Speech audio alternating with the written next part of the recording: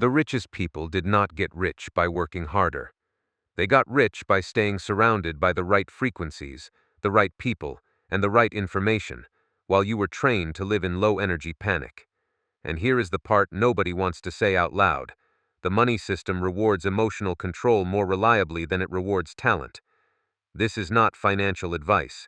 This is financial education about how wealth behavior, risk appetite, and decision-making get shaped over time. In 2026, you are not just fighting inflation or AI layoffs. You are fighting a psychological battlefield that has been engineered to keep you tired, reactive, and easy to steer.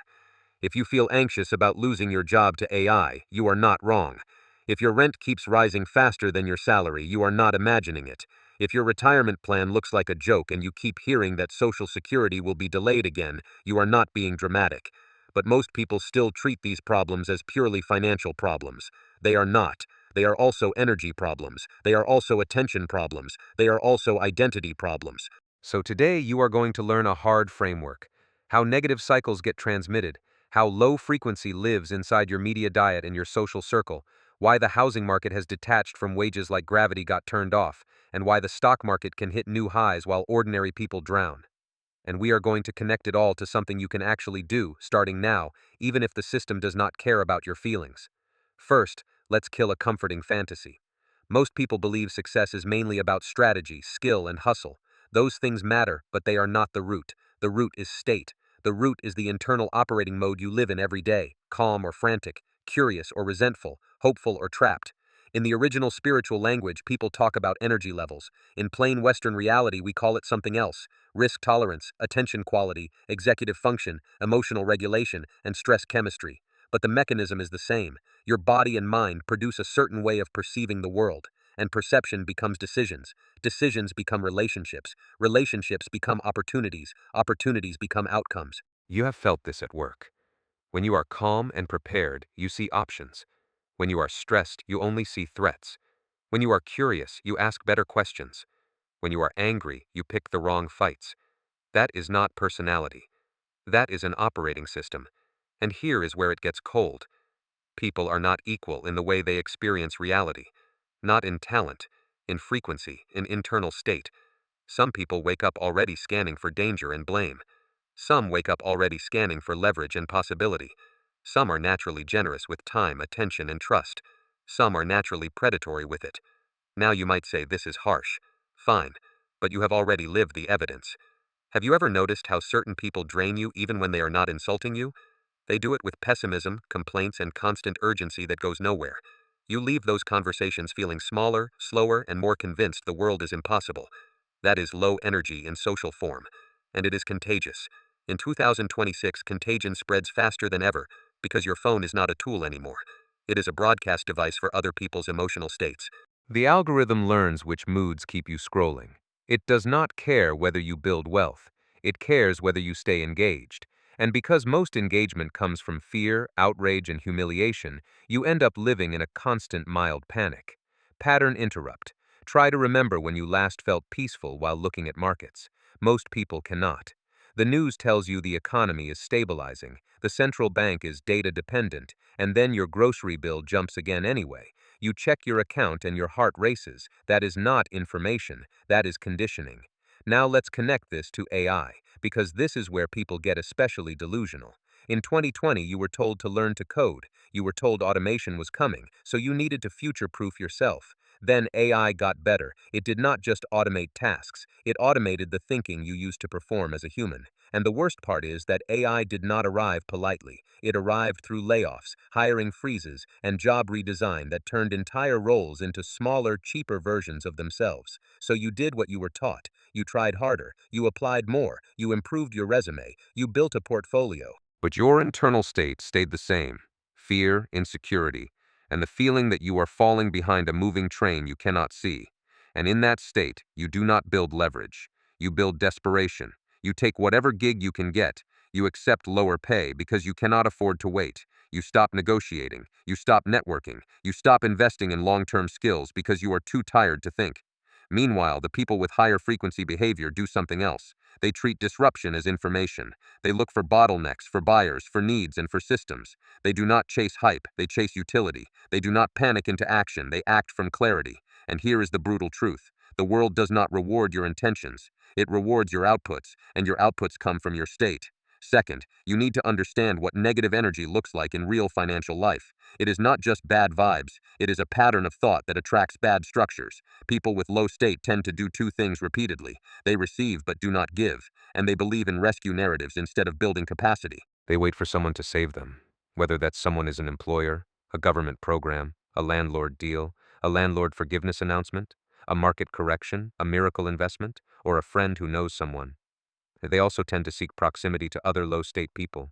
That social loop can feel warm because it is familiar. You are miserable together. You laugh at the same jokes, you complain about the same bosses, you share the same conspiracies, but none of it creates a pathway out, it just keeps you in the same emotional weather.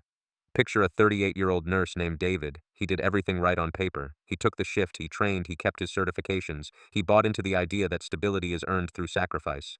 Then his hospital started using AI scheduling and administrative automation. His shifts got chopped, his overtime got reduced, a new management team appeared, and every meeting sounded like a press conference for disappointment.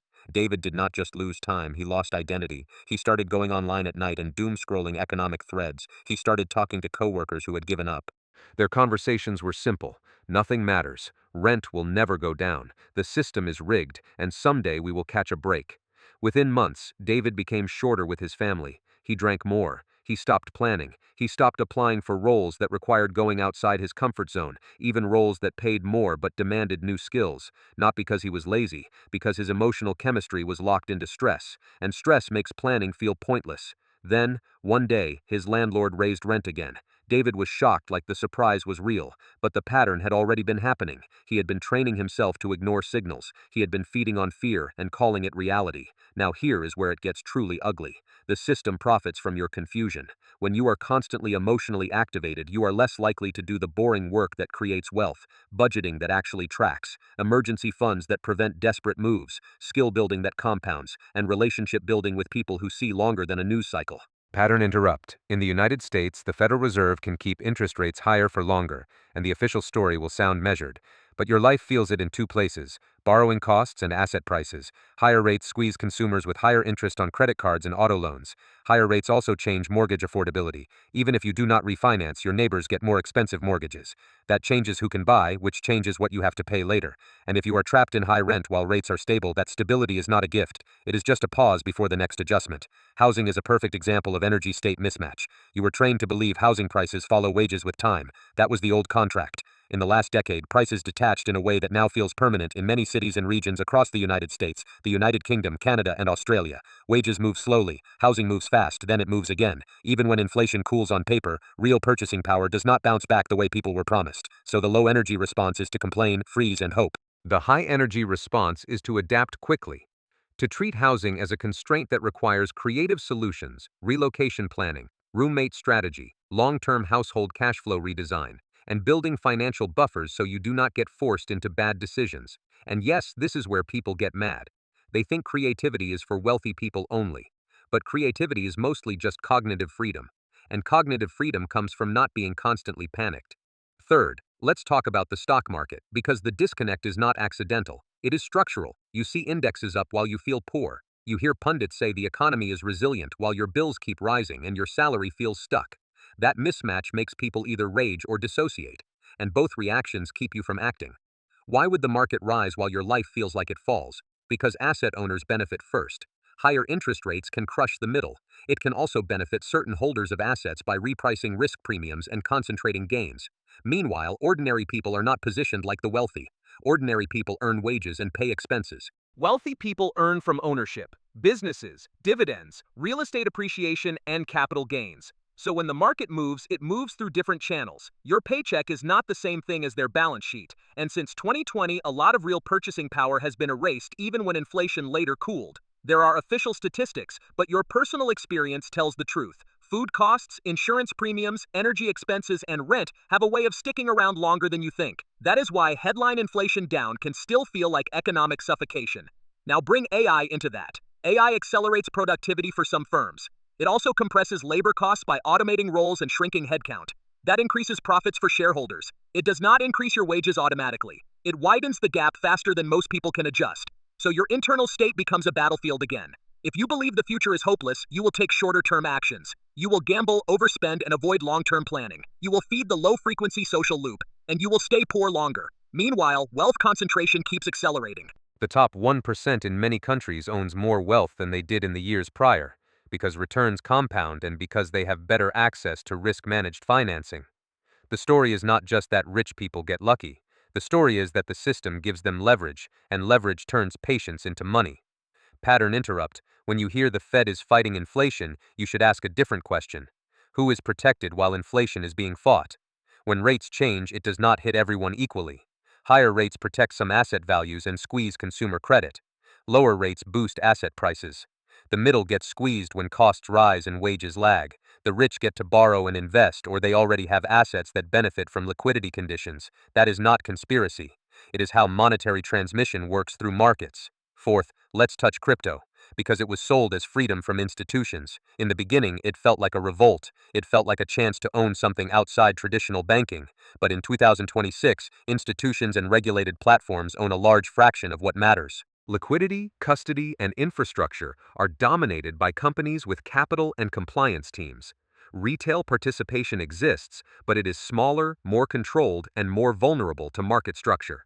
The dark truth is that people took a story about decentralization and then asked for centralized outcomes, guaranteed profits, easy liquidity, and platforms that protect them from risk. That is not freedom. That is just another form of trust. And trust is the biggest energy leak. If you trust the wrong mechanism, you drain your own agency. Crypto promised passive income, but most people who participated ended up emotionally active. They watched charts like gamblers, they got pulled into leverage, they panicked at drawdowns, they believed in the next narrative, they stopped working on their real financial fundamentals because the story felt more exciting than the boring truth. And then real life happened. Medical expenses, car repairs, rent increases, insurance hikes, climate-driven disruptions that forced migration or forced people to pay more for coverage. One family moves cities and suddenly their whole plan collapses. In those moments, passive income stops being passive. It becomes debt management. If your emotional state is fragile, you cannot survive volatility. Crypto is volatility with branding. Now, the original transcript talks about avoiding black holes and harmful people. In financial terms, that means avoiding negative feedback loops and energy vampires. Those are the people who always need something, always offer opportunities that never materialize, always complain, and always drag you into urgency without resolution. These people exist in every industry. You know them. They call at midnight. They ask for favors and then blame you for not understanding their situation. They sell you the idea that you are special, then they take your time, your money, and your attention. But you can also have a black hole business environment, a workplace with constant layoffs, a team with unpaid labor disguised as exposure, a community that pushes scams and mentorship that only benefits the mentor. You think you are building a future while you are just leaking time. And time is the one resource you cannot earn back. Not with motivation, not with another course, not with another promise. So here is where I want you to pay attention to a specific practice that is actually useful. Not spiritual fantasy, not wishful thinking. A real habit that changes your daily decision quality. Start filtering input the way you filter risk. In 2026, that means you stop treating every opinion as equal. You stop letting doom content decide your mood. You stop spending time with people who only validate your fears. You stop doom scrolling market reels and then acting surprised that your stress hormones spike. Yes, this sounds simple. That is because the mechanism is simple. If you consistently feed fear, you will behave like fear is correct. And fear-based behavior creates the conditions that keep you stuck. If you want a measurable approach, try this. For 7 days, track the last 3 videos you watched at night. Track the last 3 conversations you had with people outside your immediate family. Ask one question after each. Did this make me calmer and more capable, or did it make me more reactive and smaller? At the end of the week, you will see patterns. Your wealth behavior will mirror your media diet. That is not ideology, that is cognition. And yes, I hear you. You are exhausted. You already know something is wrong. But you still watch the content because it feels like control, it feels like knowing, it feels like preparing, it feels like insight. But when knowledge is consumed as fear, it becomes entertainment for panic. Now we come back to something you were taught, and it usually makes people angry at this point. You were taught that if you want money, you should focus on tactics. Learn this platform, use this method, follow this guru, buy this course, copy this template.